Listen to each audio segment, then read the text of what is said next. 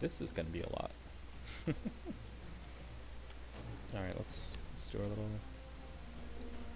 How are we even going to sort this character?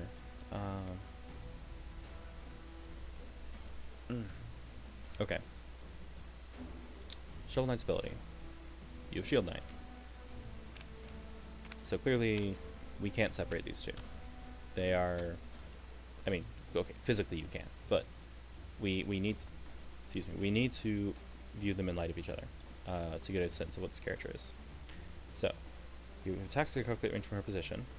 Yes. Very good. As an action, you may place her onto your space or move her 1. Okay, so as an action, you drag her to you, or you move her 1. So getting her away from you, easy. Sorry, bringing away from you, hard. Bringing her back, easy. Cool. Shield Knight.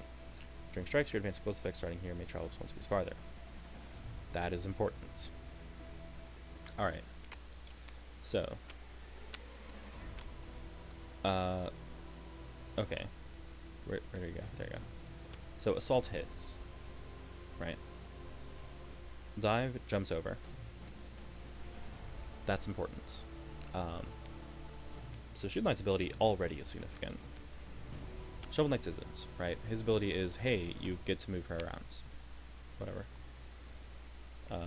Then actually, let's just talk about the EXC notes right now. 3 gauge. So 3 gauge flip.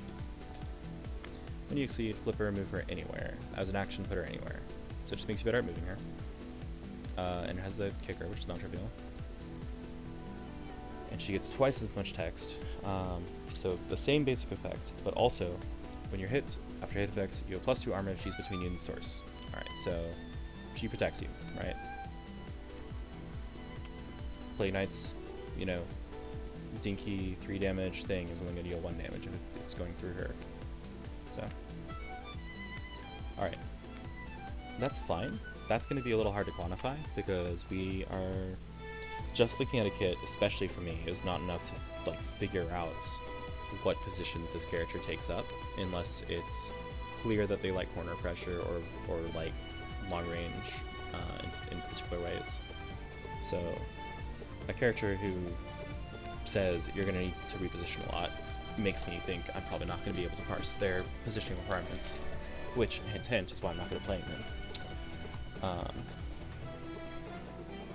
Excuse me. Alright. Back we go.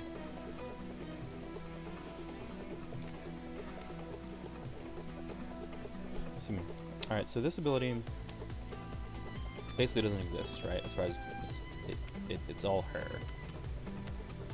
You can bring her back to you, which is important for turning on this effect that lets you move farther. And you can reposition her, which is important for these. Also this. By the way, if you're not familiar with the cards, you can still tell at a glance which ones use her. That has Shield Knight on it, that has Shield Knight on it, that has Shield Knight on it. Shovel Knight, Shovel Knight, Shovel Knight. Both, which means you should actually read the text. We'll come back to that. Anyway, the art tells you. That's the point. Alright, so... How important is the Succeed ability? Well, we'll see.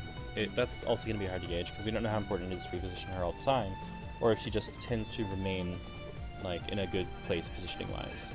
Because it's definitely possible to have, you know, your marker, whether it's Bear, or Nirvana, or whoever, just, like, be hanging out in a good place for a decent amount of time, where the opponent has to play around them and you don't have to do anything.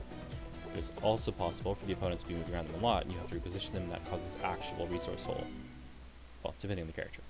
So, if it doesn't take a resource toll, it would take, you know, time, which this Succeed ability would massively help. Alright, so, just to continue evaluating these abilities, we're going to have to look at these cards first, I think, because they're the ones that calculate from her. So, we'll speed order, and then especially in Ultras, just the order that speed things in. Shield Gong. 0 to 1. So, 0 to 1. 4 2 2 4. Alright, so this is you know, side grade sweep. Instead of 6 damage, it has 4 power, 2 armor, so it's a little more like Focus, but unlike Focus, it doesn't have 7 defense, it has 6. That is significant. Hit, push 2 from Shield Knight. So, depending on the board state, this can be a cross counter, but is typically going to be just a regular, ordinary defensive move that then gives you some positioning control. In some cases, it will be a sweep counter, but not usually. Usually this is a bland defensive move, which costs a force, in return for being able to get some positioning control afterward. Not bad, not impressive. Just kind of fine. Full defense, attacks components on the opposite side if they don't hit you. Well, that seems amazing. The question is how often you're going to be at range, right? Since these are your 3 threats that work from her, and one of them you can see doesn't actually hit next to her, it seems like opponents often are going to be on top of her or next to you. So full defense, while it obviously seems extremely good, may not actually be important to her. Alright, Buckler Blow. 0 to 127. That is a speed 7 thing. That's really big, because remember, she can be friggin' anywhere, so having a speed 7 attack that hits at ranges 4 to 6 is kind of a thing. Hit, push 2 from her. Okay, they both push 2 from her, so kind of the same thing, except one is slow and one is fast. This is extremely good. Like, this is obviously significant because the opponent's going to have to be worried about it whenever they're anywhere near her, I should say. Yeah, I'm just gonna put that up here, as this is currently very obviously important. Ability is important, Shield Dong seems less important. And he's over here. Alright. Quick switch. If Shield Knight's in an unoccupied space, switch places with her, take their action. That actually makes that Exceed ability a little bit better, because you get a weird kind of turnaround here, right? On one turn, you put her somewhere, you weather the opponent's turn, and then on your next turn, you can switch places with her and take another action. So, provided you can give up one turn, you can do a really snappy setup there. I don't think that's more important than the attack, though. I think being able to threaten a speed 7 move from basically anywhere that also has a hit reposition that can completely script the opponent's positioning is huge. So Quick Switch does seem very good to me, but I don't think it's nearly as good as the attack, or at least nearly as important as the attack. Alright, and then Shield Boomerang. Whew. Alright. This card. This is a 3-gauge Ultra. It is range 2 to 4, power 6, speed 3. Calculates from her, and attacks at range 2, 3, and 4 from her do not hit you. So if the opponent is standing, you know, what, 0, 1, 2, 3, 4, right? If the opponent is in those spaces, they cannot hit Shovel Knight. I'm just gonna get rid of all these extra plagues. That's a very big deal, because we can do. Sorry, I forgot for a moment. This is not supposed to be a board. This is a power budget thing. Okay, so if we're here, right, or even better, if we're here, there. So 0, 1, 2, 3, 4. Mini opponents are not going to be able to hit us at all.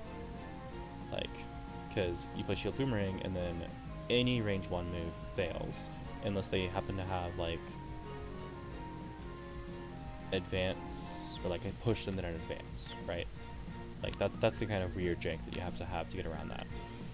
Because when they calculate range, they need to not be in these spaces. If they have a Tatsu, right, a Tatsumaki Senpikaku, a move that makes them advance past you and usually has a range of like 1 to 2, that would work. But there's a lot of attack shapes that will just completely fail here, and that's a big deal. So, it also does 6 damage, which is like fine, it's not amazing, and it's speed 3, which means it's not. So this is probably not really stunning anything, it's really relying on its dodge effect, but it gets a decent amount of value for it. This definitely deserves to be a 3-gauge ult. This again makes the Succeed mode a little better. I'm actually just gonna that. Because you can threaten this at will. However, that is a 6 gauge investment, or at least a 3 gauge investment, and then you need to have 3 gauge more to threaten this. So, as good as it is, you know, we'll have to see if you can afford it. Alright, Shovel of Hope. Draw 4 cards out of your gauge. That's very good. That is actually deceptively good, because adding it to your gauge means it's, you know, 2 force in the bank. Because you can spend ultras as 2 force even from gauge. Yeah, so like in overall force value, I think you're actually getting more from this than you are from any of the roars from Season 2. Roars are the boosts that,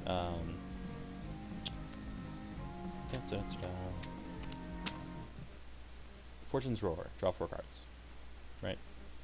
So Sadrin has one that's, I believe it's called Ancient Ambition. I affectionately refer to it as Foxy Roar. Equus has one which is called Dragon's Roar. I think there's at least one other, but I could be wrong. Anyway, so that kind of boosts what this is, right? Except this also adds itself to your gauge, so you don't lose the ultra in terms of losing that force value. So numerically, how does that work out? So you are effectively drawing 6 for a price of 1. So like numerically, it's right about the same value as a regular roar, give or take, because they're not all quite the same because of the characters. You know, the nuance of the character changes that. Slinka does not actually want to have a draw 5 cards boost most of the time. That is too many. But yeah, Shovel of Hope seems good, and that draw helps also because we can see, like, these 4 specials are good, and especially this one. So you're going to want to have some draw to maintain your economy, that is. Alright. These seem very much on par with each other, actually. This one's obviously more expensive, but it is commensurate value for its expense. And with that, I think Shield Knight's actual effect now should just be judged on its own, because these cards have so much of their own to consider. So, like, just looking at Shield Knight herself, the exceedability seems fine. In particular, it's probably good on this against projectiles specifically. Like, it doesn't matter for any normals unless the opponent initiates a sweep at range 2 or 3, which is a little unusual, or range 2 focus. But yeah, it is some amount of value. I don't think it's really more significant than the strikes effect that is on her front side, so I'm not going to bother flipping her here. I'm just going to say, like, this above center but not amazing is like what I think her text contributes as opposed to her cards. Alright. Let's look at Shovel Knight's cards. Discovery. Before Advance 1, draw a card, add a card from hand or gauge. That's a really underwhelming card. It's 1/2/1/6, so Advance 1 notably means if you start on her, which you will at the start of the game, this is a Speed 6 opener, which gives you 2 gauge. So you're able to poke out, you know, normal things. Like if the opponent throws a dive, right, you can just poke them and then you get an extra gauge. So that's actually fantastic. This looks very underwhelming because it's only 1 damage, but I think the fact that you get an extra gauge off it when you have very, very useful things to be spending gauge on makes this really decently valuable. And it works from starting positions, which Speed 6 opener is a big deal. That is not at all common. Quick step. Advance retreat 1, take another action. Okay, so Proponent also had this, actually. We will come back to what we think it's valued at later, but it seems like at the moment we care a lot more about where Shield Knight is than what we are.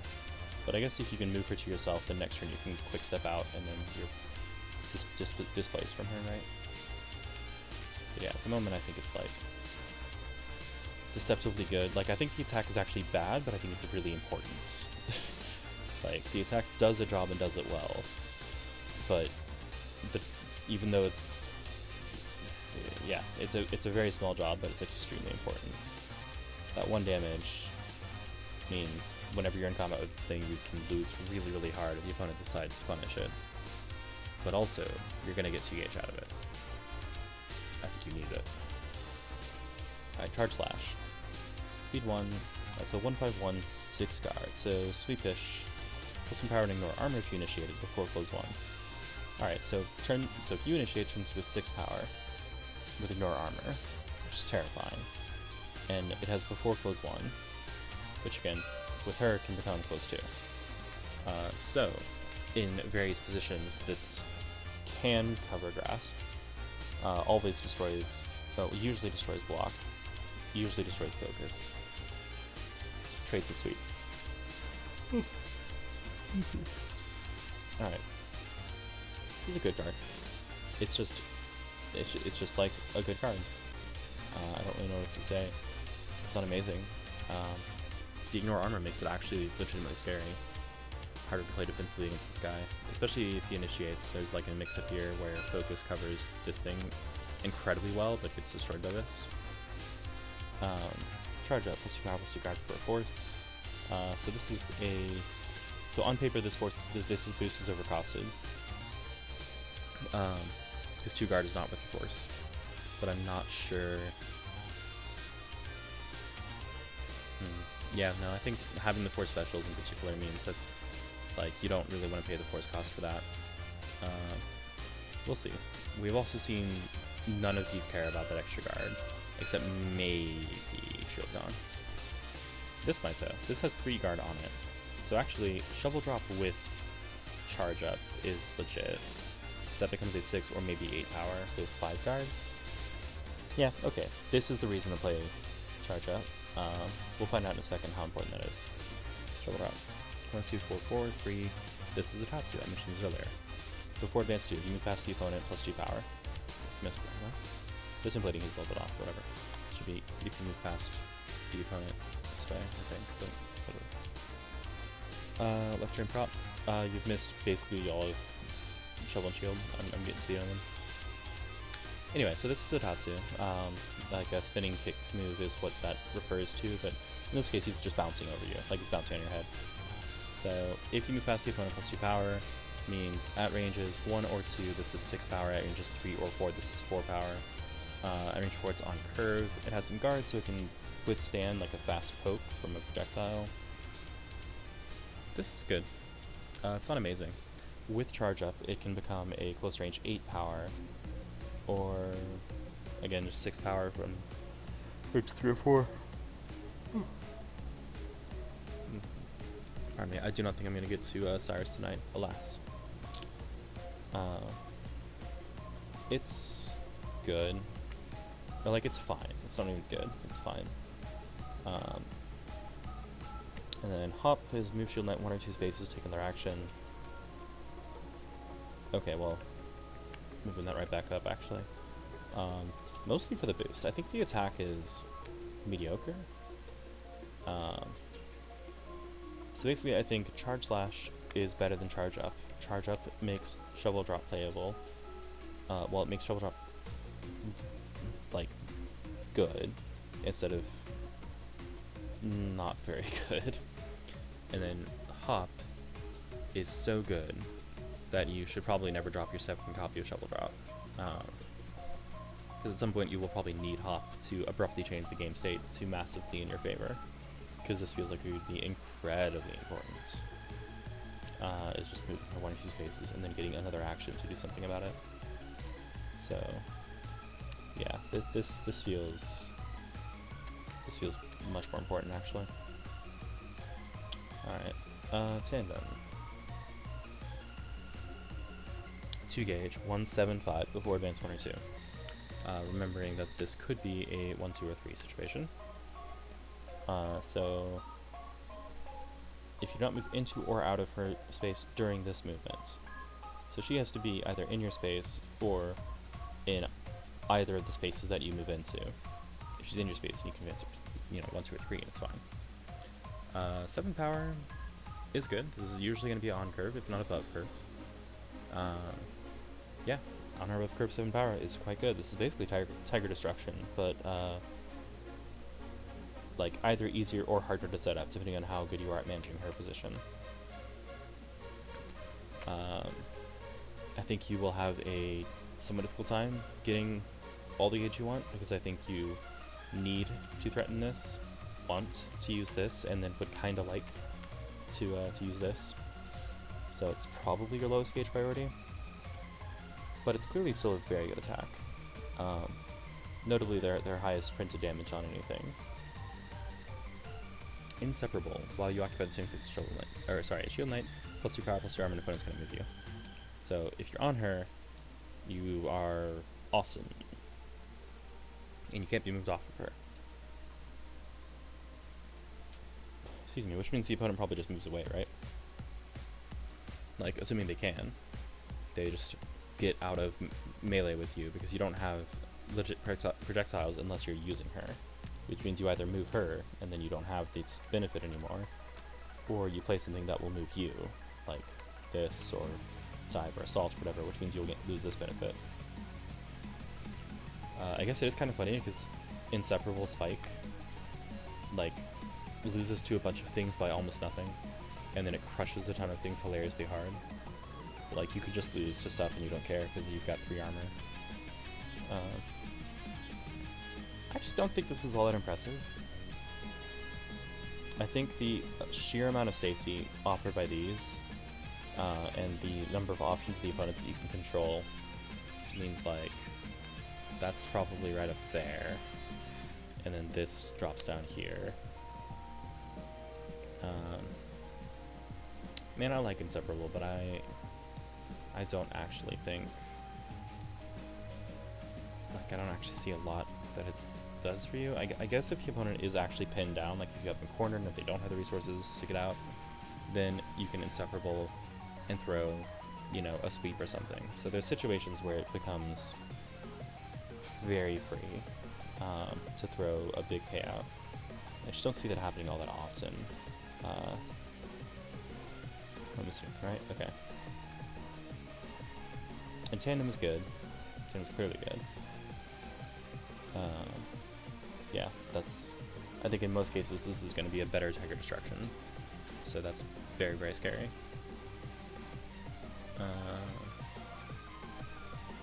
Probably about the same value as the Exceed mode. Which is funny because this is 2 gauge and this is 3.